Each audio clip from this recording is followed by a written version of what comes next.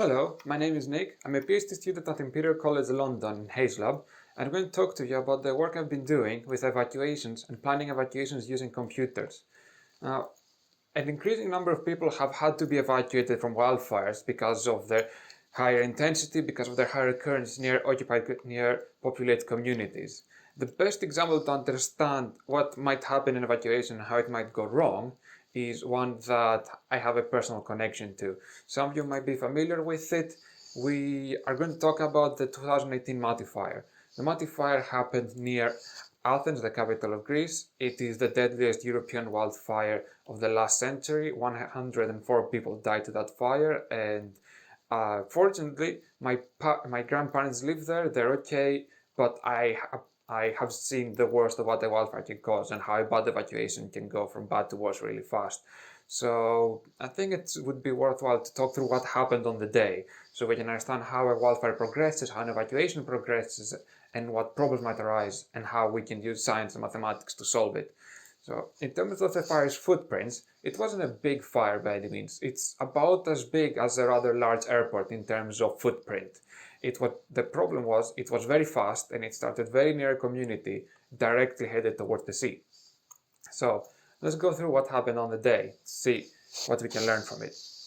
So the fire started up in the mountains to the west, with winds guiding it towards the sea. The fire started at around 5 in the afternoon while people were coming home from work. One main flame front started going towards the sea, towards the inhabited communities to the east, and one started going to the southeast, but that got taken out almost immediately by firefighters, so it didn't contribute much. The fire front kept going towards the community, and within 1 hour of ignition reached the boundaries of the first community in Elfoujas. Within another hour it swept through the community, at which point most people of that community had evacuated on their own, or they stayed in place. Total of 10 people have died by this time. No official evacuation notice has been called by police, the forest service, or civil protection at this point, for various reasons that are way beyond the scope of the research. What we want to focus on is the communities to the east. At this point, they haven't evacuated yet for a number of reasons. Research by Enrico Ronchi, for example, states that people decide to evacuate when they get exposed to a number of stimuli, like information from neighbors and friends, information from radio, television, from official sources, and by seeing the fire itself. People in that area did not decide to evacuate because they were essentially understimulated in terms of the information they could receive. There was no official warning. There was very little knowledge from television or from friends and family. And that area had a rich history of wildfires. These are all the wildfires that happened around that area from the last 40 years. And even I remember the sky would turn orange quite a few times in the 18 or so years I was there. So people were used to seeing smoke plumes, seeing helicopters, seeing anything that has to do with a wildfire. So they did not think that it might be headed towards them. And even if they did, some people thought, it would be stopped by Marathonos Avenue, a very natural 4-lane highway that would act as a fuel break. The people there did not have enough information to make an informed decision to evacuate. So most of them were waiting to get more information, by which time most people would just start evacuating when the fire reached them, when they had concrete evidence that the fire was there. The area there was very poorly connected in terms of the road network. There were only 2 narrow roads bridging a gorge between the north and the south community, which was barely enough for one car, and had cars parked in either way. They immediately got overwhelmed, meaning that the area to the north, and for similar reasons the area to the south, were completely entrapped, resulting in multiple burnovers and 104 deaths to date. So the question I wanted to ask and answer in this PhD was, why did this happen? What could we do to make sure that something like this doesn't happen again? And what can we learn from this particular case? So what we saw was that there was an inherent mismatch between what people thought the speed of the fire would be and what people thought the evacuation rate was going to be. People thought that the wildfire was going to be slow because historically wind in that area has been low and north to south. And the evacuation rate was supposed to be high because there was a main highway between that area. In reality, the exact opposite happened. The wildfire speed was really fast because of katabatic winds from the mountain, and the evacuation rate was really slow because of their poor road network. And this is not just a one-off. We saw similar things happen in the Rio Grande fire in Portugal, in Camp Fire in America, all different cases and possibly with different reasons for having the failed evacuation. But we see failed evacuations time and time again because of overestimation of the evacuation capabilities, because of overstretched resources, or because of extreme fire behavior. It means that there is a problem that needs fixing. So as engineers, we started looking into ways that we can solve this problem. And the first community we looked at is a community called Roxborough Park. It's in Denver in the United States. We looked at this for a set of reasons that we're going to talk about in a bit. Roxborough Park is a community embedded into a forest with very rich forestry on the west of the fire, on the west of the community, and very thin seasonal grasses on the east of the fire. I want to examine the following scenario. For this community, with this egress road, and an ignition starting on the southeast. How would the fire scenario develop? How would the evacuation progress? If the wind was blowing this way, then we know that the fire would start off and it would expand and keep going, and at some point it would meet the community. At this point, the fire should either be out or everyone should have evacuated. Because we can't guarantee the former, I'm going to see if we can work on the latter, on the evacuation side.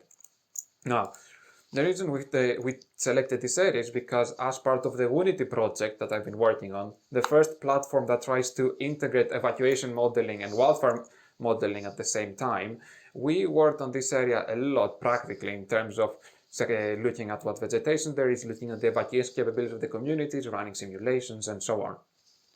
So, what we have come up with is something called the trigger boundary. It was first developed by Professor Cobb and his team in University of Ohio, and then further developed by other researchers until we came upon it and started figuring out it is the best solution to this problem.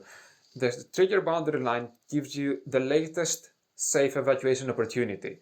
It denotes the area on the landscape where the available evacuation time is equal to the required evacuation time.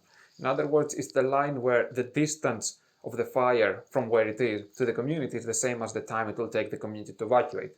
If it takes the community, for example, 120 minutes to be evacuated, the line shows where the fire is 120 minutes before it reaches the area.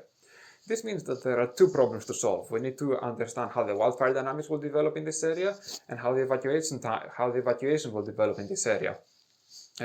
Evacuation simulation is a very complex topic that involves human behavior, traffic networks, and so on. The easiest way to get an accurate result is to run an evacuation study for an area, and one of the reasons we chose to work on this area is because an evacuation study has happened for this area. Specifically, as part of the Firewise USA program, people in this area were asked to pack up and evacuate when given a specific signal, and people did. 150 of them got the signal, decided to evacuate, went into pre-designated areas, and then on those areas there were people taking notes. How long did you take to pack up, to evacuate, which road did you follow, and so on. Which means that by the end, we knew exactly how long it took to evacuate everyone. It takes 120 minutes to do so. The results even follow a very predictable S-curve because some people evacuate immediately when they get the signal to do so. Some people take a bit of time to understand the message, to action it, to prepare for it, and then to evacuate.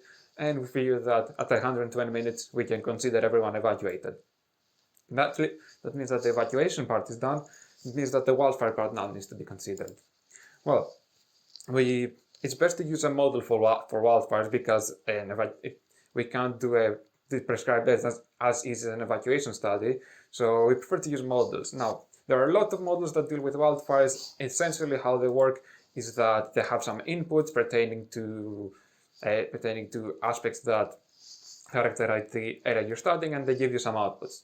The inputs can be something like the weather conditions, maximum temperature, maximum humidity, elements about the vegetation, what is there, how thick it is, how moist is it, and things about the topography, the elevation, the slope, the aspect, and so on. And then some model is employed, and the results are usually something like the rate of spread of the fire at any given point, how fast it's going to be going. And then you can take those data and convert it to fire isochrones. So these boundaries over here are for the fire that we talked about in the beginning. You can see the characteristic square area we were studying on the right hand side, and it's for a fire that starts in the southeast with a north wind, and we can see the position of the fire at specific time steps. It means that we can also solve the wildfire dynamics part of the problem. So at this point we have the evacuation solved, we have the wildfire solved, we need to see how we can merge the two to create a trigger boundary. So let's try and focus on a part of the area and zoom in on it to see how it might work. These are the parts of the landscape that we can consider as our community, and our final trigger boundary will look something like this. It will be an area on the landscape. So first step is we can include all the points inside the area, because if the fire has reached any of those, it has reached one of the external ones first. And for now, we don't consider fire spread through the community, just we consider the community compromised once the fire touches any part of it, any part of the perimeter of it. So our objective is to find all the points where the fire is 120 minutes away from any point of the boundary. And we have a 4-step methodology doing that. We first need to find the main component of the rate of spread of the fire at any given point, break that up to the rate of spread of the fire to each of the neighboring directions, convert the rate of spread to travel time from one point to the other, and then use that travel time to find the total time taken for the fire to travel from any point to the boundary of the area. So the first point is done because the fire simulation will give us the rate of spread. So the fire model itself will tell us that the rate of spread at any given point is this many meters a minute, for example. So the first problem is done.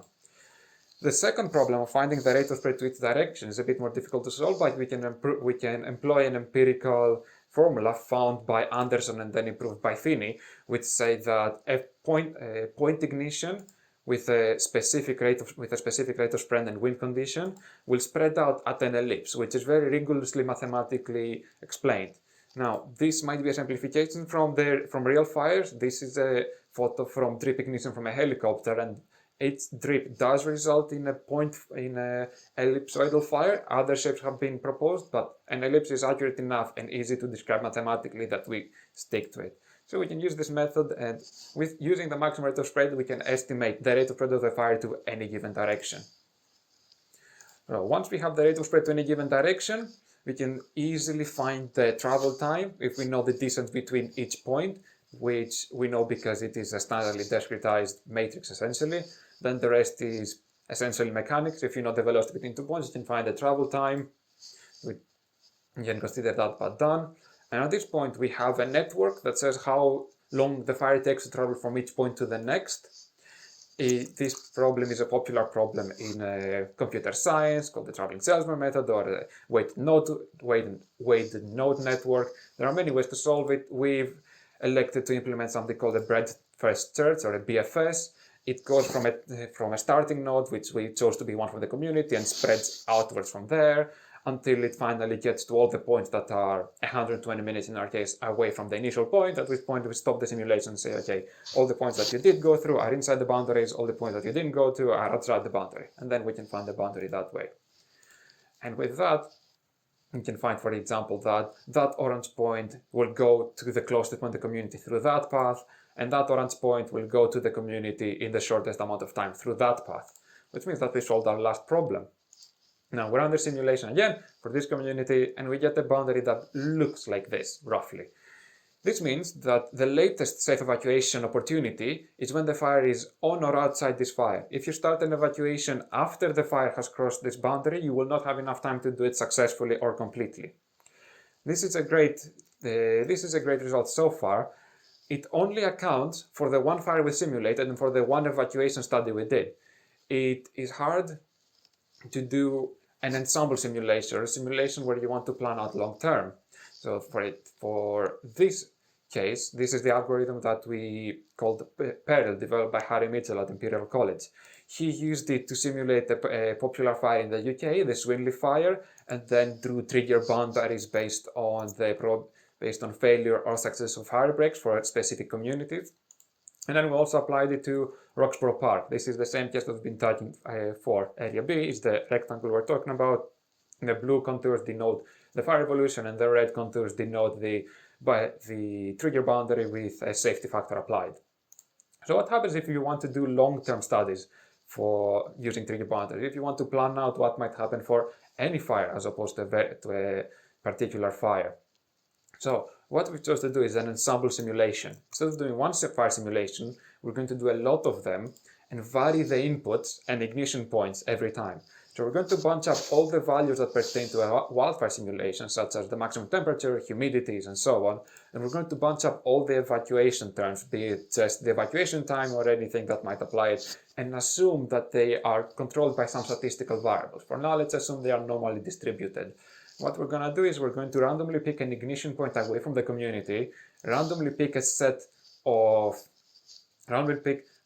starting values for simulations, and then just keep going. And every time we are keeping and superimposing each boundary. So every yellow part is a trigger boundary for that specific case. And if we do that enough times, we get a boundary like this. Notice how there is an overall area covered by any boundary and how there are different hues inside that boundary.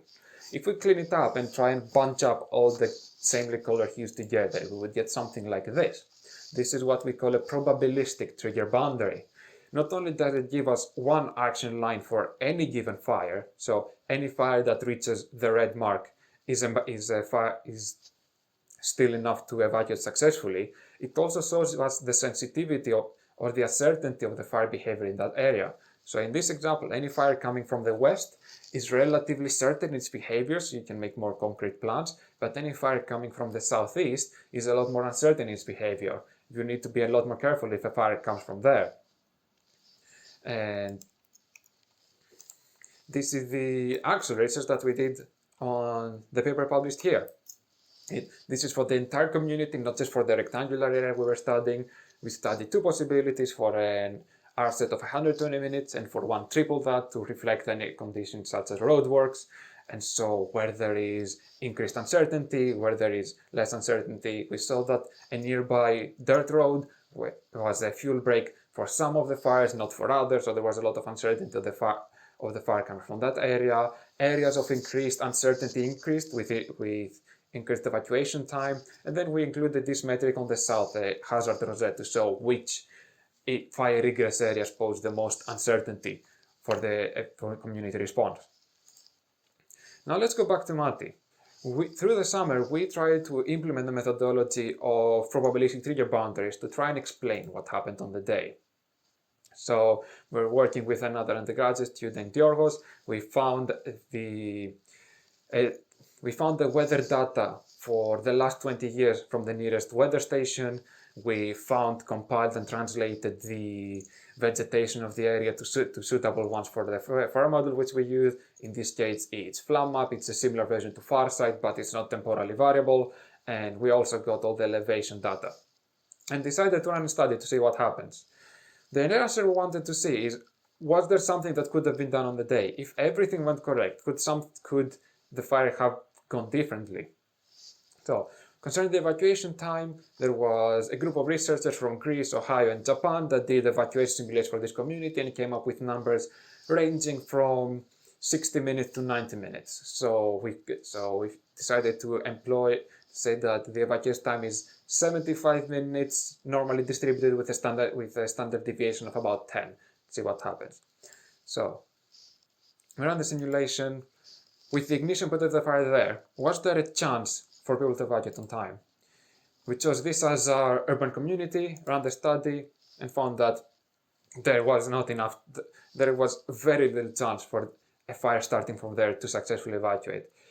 This boundary was made with the assumption that the evacuation is started when the fire is ignited, that everyone evacuates on foot and towards the sea. So a best case scenario. And even with this best case scenario, there's only a 30% chance for a successful evacuation.